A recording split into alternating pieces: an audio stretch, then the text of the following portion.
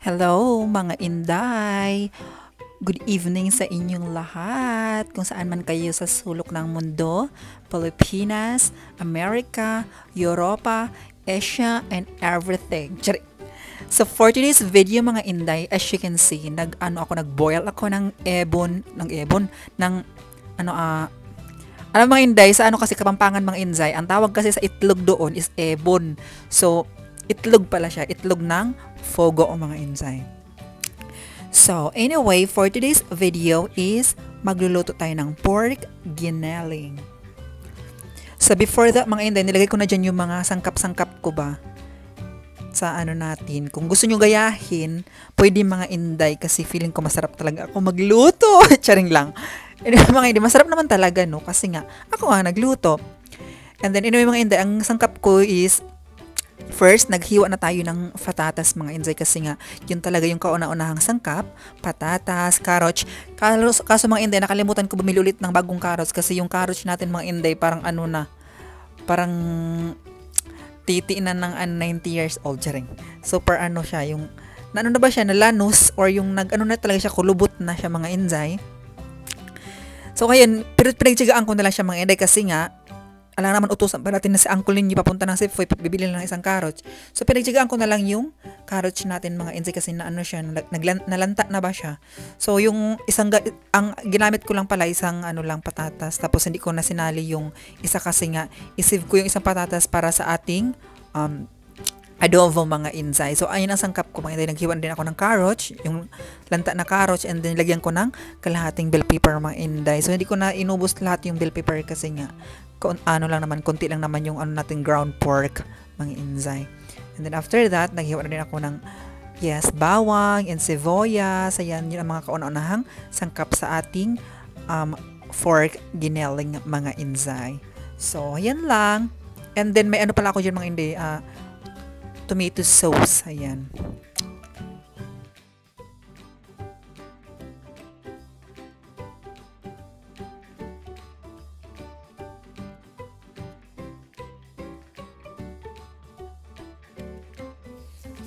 So, ayan mga Inday, let's proceed na tayo sa paggigisa. And anyway, may share lang ako ng mga Inday. Hindi naman talaga ako dati marunong magluto mga Inday. So, parang lumaki na tayo sa Pampanga kasi may nag-ampon sa amin sa Pampanga. So, bali nakatira ako sa Pampanga mga Inday for 17 years. Pero pinanganak ako sa talaga sa Agusan del Sur, Agusan Marsh, Agusan del Sur mga Inday. So, sabi nung nag-ampon sa amin mga Inday kasi nagpalagi siya nagtitinda ba ng mga ulam-ulam every afternoon.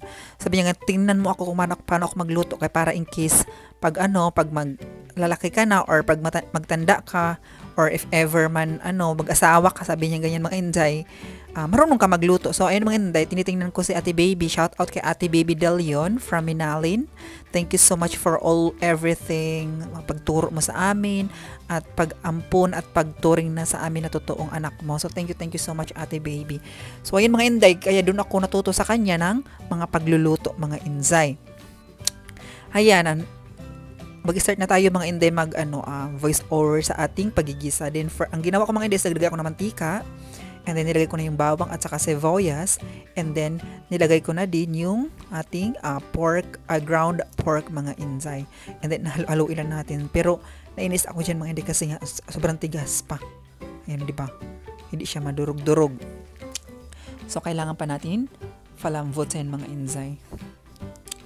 And then, after a few minutes mga Inday, naglambot na din siya. So, hinalo-halo ko na siya mga Inday. And then, after that, sinunod ko na yung mga sangkap like carrots and patatas.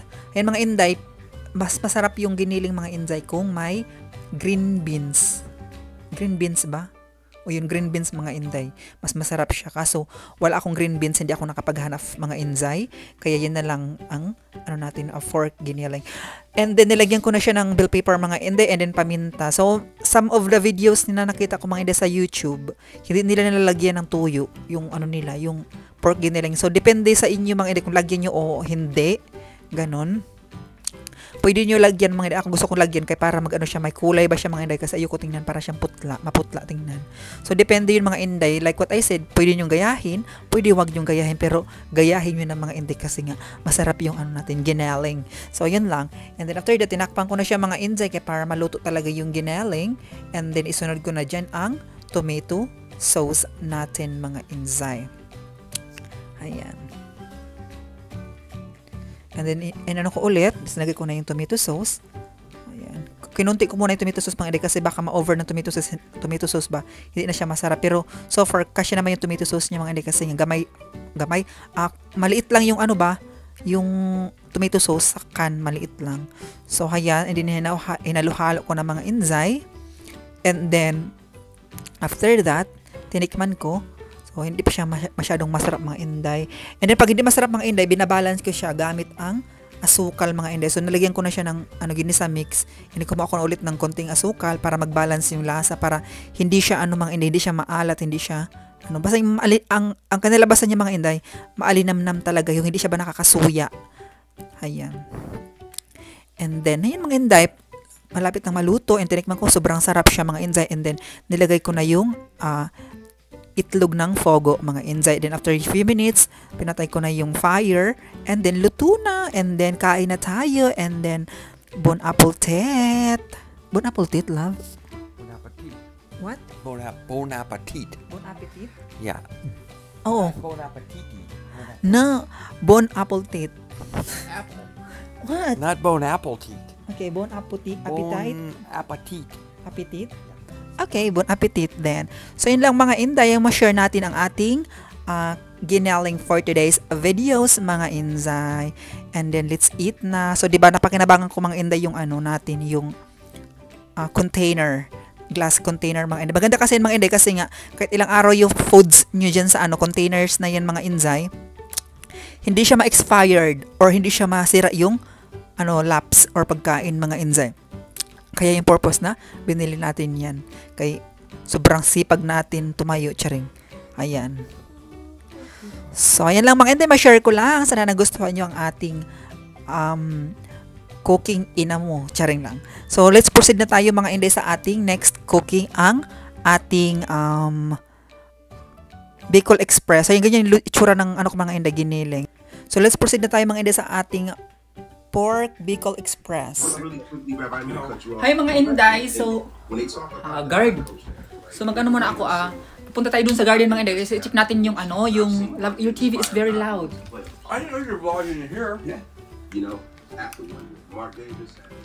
So yung mga inday, pupunta tayo dun sa likod. Try natin mga inday kung yung sili tawag nito. Kung namuha ba yung sili mga inday kasi kukuha tayo ng sili kasi mag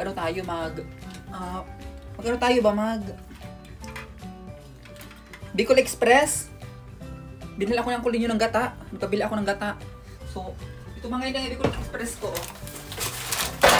Ito Bicol Express natin to. Actually, pork chop sa mga inday. Kasi ko lang. Kaso, gusto ko, kasi, hindi ko kasi gusto yung lasa ba ng baboy dito sa Safeway. So, ito yung mga inday. Ang natin, Bicol Express. So, I just, can you make it hot? I'm gonna go there. Okay. So, punta muna ako mga inday doon sa sa labas. Tingnan natin yung sili kung meron. May tanim kasi sila doon. Pag meron, bago tayo manghingi.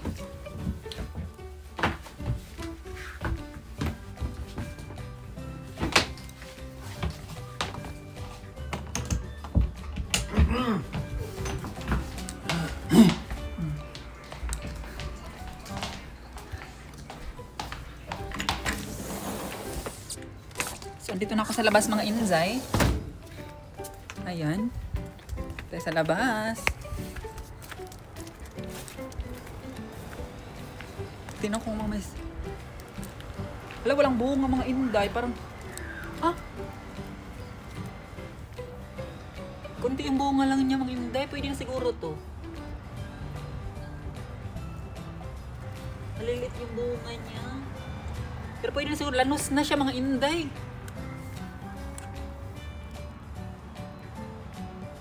Pero pwede na siguro ito, natanggalin natin yung bunga. Ito, kunin natin na lang ang inday. Nagano siya kasi sobrang lamig ng panahon, kaya namatay na siya.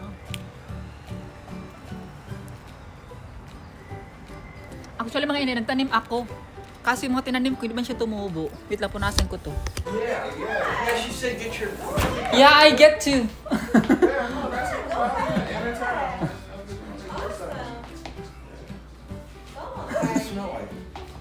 It smells like chili. It's chilly. Mama, I all the chicken.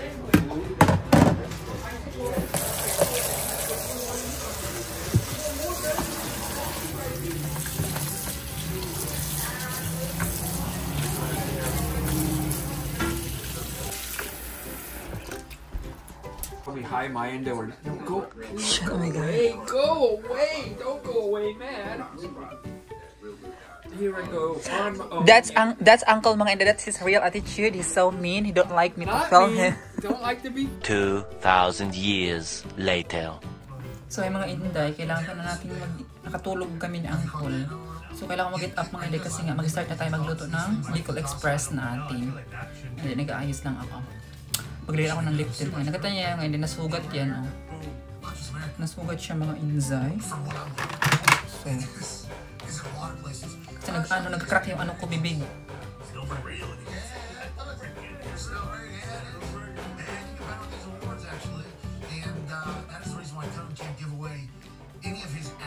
Ito yung nagluto pa sila sa kusina. Tingnan ko muna. Na mga inday, 1 hour na ata na defrost yung ano karne. Hindi pa siya na-defrost. So, antayin ko na lang ulit pag-defrost. Pero yung kalahat mga yun, na-defrost na siya. Binaliktad ko na lang siya. Then, nagluto pa din yung anak ng asawa ko ng dinner nila. So, mamaya na ako magluto mga inzay. Okay? So, let's see you later. Meanwhile,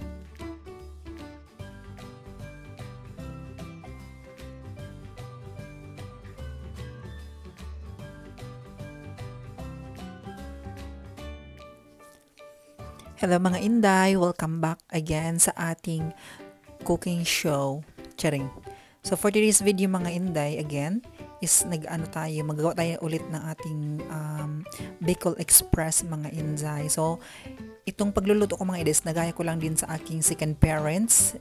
Kasi mga inday, kung tinatanong niyo bakit palagi mong binabanggit second parents or nanay, so mga inday, 13 years old pa lang ako, naulila na kami ng parents, or 13 years old pa lang ako, naulila na ako ng parents mga inday, namatay si papa ko at saka si mama ko. So wala kaming matuluyan, wala kaming mapuntahan kasi wala kaming bahay sa Mindanao. So hayun mga inday, inampun kami ng boss ng kapatid ko, kasi yung kapatid ko mga inday nagkatulong sa kanya for many years, and then ay mga hinakot kami lahat. So ang ginawa mga inday is inampon na lang kami ng yung nag-ampon sa amin ngayon mga inday. So parang doon na kami lumaki kasi nga wala kaming mapuntahan. So nagtatrabaho kami sa kanya mga inday, like nagtitinda, naglilinis ng bahay, lahat mga inday na walang kapalit. Like hindi kami nagpapasweldo kasi nga dahil sa pagtira namin, which is hindi sa nagmamayabang mga inday. Kami magkapatid mga inday, mabait. Mas hindi kami mabait mga inday, mga animal din kami. Charing lang.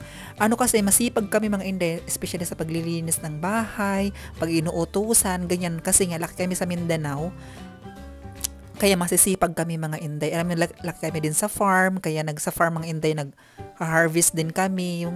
Yung kayod na ba sa trabaho, so kapag punta namin sa city mga inday, easy na lang sa amin ang trabaho sa city kasi nga hindi naman masyadong heavy, ganyan. Pero minsan medyo mahirap din mga inday, maglako ka tag 10 kilos each. Isang braso mo 10 kilos, isang braso mo 10 kilos, so 20 kilos bitbitin mo. Kasi nga mabigat yung paninda yung nakabasket siya. So lalaki talaga ang muscle natin, muscularity na tayo mga inday. So, yun ang mga idea, ma-share ko lang. So, sana nalaman nyo na yung little bit na pagkatao ko. Charing lang. So, after that, mga idea, pagkatapos ko nahiwa yung ating pork in a cubes cut, nag-slice na ako ng bawang, and next, sibuyas, and then, of course, hindi mawala dapat ang ginger, or ginger? Ginger. Okay, ginger. And then, sa luya na lang, arte mga ginger. Tapos yun mga inday, pagkahiwa ko niyan, and then magsalang na tayo ng kawali. So anyway mga inday, a little bit disappointed kasi nga, yung sili natin wala din. So hindi nakabilis ang nasabi ko lang kay Uncle ninyo is, yung ginataan, yung gata na lang mga inday ang bilhin. Kaso pa yung nabili niyang gata mga inday, parang hindi pa ako sure. Tingnan nyo, di ba, tinitikman ko pa, chinecheck ko, kasi nga, may nakalagay dyan mga inday, strawberry coconut milk. Like, ha? Tapos, nung nilagay ko mga inday sa nilagay ko doon sa sa mangkok ba, naglagay ako ng konting tinikman ko lang, lasa naman siyang gata. Sabi ko ganyan, gata talaga siya. Tapos shake ko siya mga inday. Lasa talaga siyang gata. Gata talaga siya mga inday. So yung mga inday, sabi ko, okay, subukan ko na lang siya. Baka gata nga talaga siya mga inday. So ayan. Tinawagan ko sa ate ko mga inday kasi nga tinatanong ko baka sure ba itong nagata talaga, kasi dati mga inday ang ginamit ko yung candy ba, yung can kasi mga inday super creamy siya, nagata talaga, natotoo talaga. So, sabi ko sa uncle ninyo, kasi dati sa uncle ninyo bumili ng mga inday, so akala ko naman ang binili niya is yun pa din. So pagdating mga inday, bakit andito na sa karton na to? Sabi niya ganyan, let's try it. Thailand ata na product yung mga inday kasi may nakalagay doon Thailand chuchu diyan sa na yan, sa box na yan mga inday. So yan, as you can see mga inday, nilagay ko na sa kawali yung natin fork, and then ginisa-gisa ko na siya mga inday gamit ang mantika kaya para mag-brown siya mga inday. And then bumili din ako sa Filipino store ng ng bagoong na luto na at saka bagoong na hilaw. Kaya ang purpose ko talaga diyan mga inday is pag gumagawa ako ng tawag nito nakita niyo mga inday, tinawagan ko sa ate ko, tinatanong ko. So ayan. So ang ginawa ko, ang purpose pala natin diyan sa hilaw na bagoong mga inday is pag nagluluto ako ng munggo, yan sasangkap natin. And then, purpose natin, pagluluto natin ng Bicol Express. And then, after that, mga inday, nag-brown na ng konti yung pork natin, is ginisa ko na yung bawang. Ginger, or luya, inuna ko yung luya. And then, after that, mga inday, is bawang next. And then, proceed na tayo doon sa sibuyas, mga inday. And then, hinalo-halo ko na mga inday. And then, sinunod ko na yung natin, yung bagoong mga inday. Kasi nga naman yung bagoong natin is fresh pa siya ba? Yung hilaw siya, hindi siya yung already cooked na ba. So, kaya kailangan gisayin talaga yung bagoong mga inzay. Ang iba kasi yung gumagawa ng Bicol Express mga nililate nila paglagay ng bagoong. Pero ako, sunod ko na para maluto ba. Ayan. O, diba? Gumamit lang tayo ng isang kutsara kalahati na bagoong, kaya baka ma-over ang alat ba, masira yung natin, yung taste. Ganyan. So, anyway mga inday, ma-share ko ulit. Kung gusto nyo gayahin, pwede. Kung wag nyo nang gayahin, wag nyo na. Inday. Basta ako ito yung way kung paano ako magluto ng Bicol Express. And after that, mga inday, ba't magsalita ako ng that? Walang di. After that, is nilagyan ko na siyang famenta. And then next is, lagyan ko siyang kunting gata muna mga inday. Kasi like what I said, baka di siya normal na ba na gata. Pero gata talaga siya mga inday. Masarap siya in fairness. So, nilagay ko na yung kunting sili. Ayan, super disappoint ako mga inday kasi yung sili natin, kunting-kunti lang. So, dapat maraming sili talaga ng mga inday kasi hindi siya matatawag na Bicol Express kung hindi siya maanghang. So, wala siya pagkaanghang mga inday, pero so far mga inday, masarap talaga siya. So, ganyan na yung itsura ng ating Bicol Express. Actually mga inday, ilagay ko sana yung yung bill paper, pero ayaw palagay ni ate ko kasi maglasan daw. So, hindi ko na nilagay yung bill paper. And then, after that, mga inday, nilagyan ko na siya ng ng gata ulit, kalahati. Pero hindi ko inubos lahat yung gata doon sa box mga inday ha. Yung kalahati, tinago ko lang. Baka next susunod, magluto ako ng yung mga gata-gata, mga inzay, magulay ng gata. May pa ako gagamitin. So, yan mga inday, luto na siya. Lumabas na yung, nakita nyo ba mga inday? Lumabas na yung mantika niya. Ayan. So, paglabas na yung mantika ng yung mga inday, Bicol Express, it means luto na siya mga inday. So, bon appetit again. What love? Bon appetit. So, mga inday, luto ng ating Bicol Express. At saka nagmamantika na siya. Ayan. So, marami na tayong pagkain for mga inday, ilang araw. And then, ilagay natin dito. Ito, i-transfer natin. Ilagay natin sa ref. Pag na siya, pag lalamig. Then, may rice na din ako mga inday. So, ayan lang. I-transfer ko lang. Ayan, mga inday.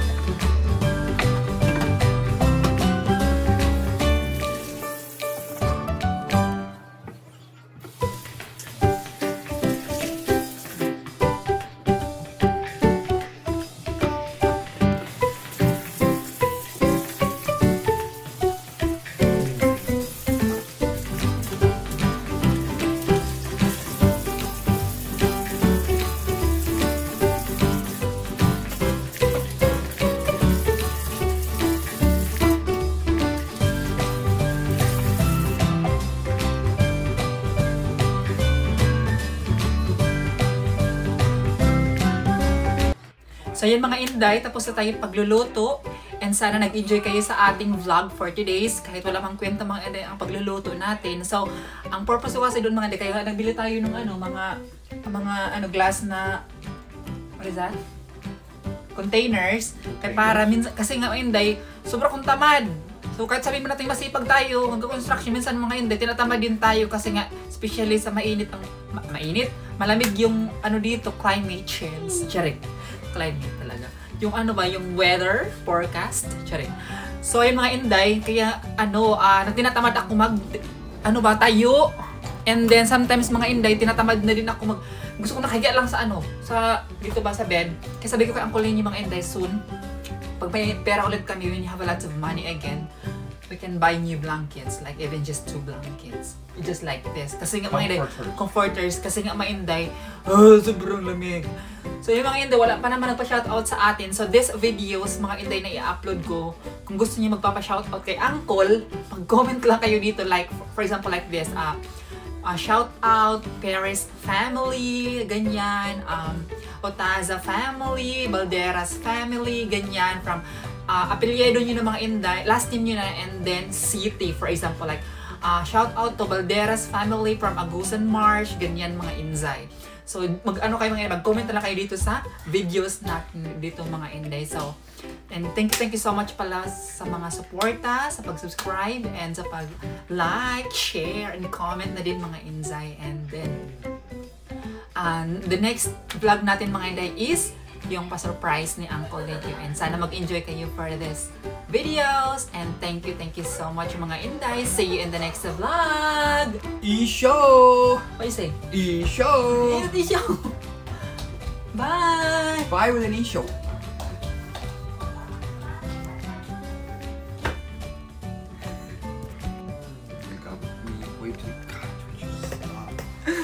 Iniinis ko siya mga Inday.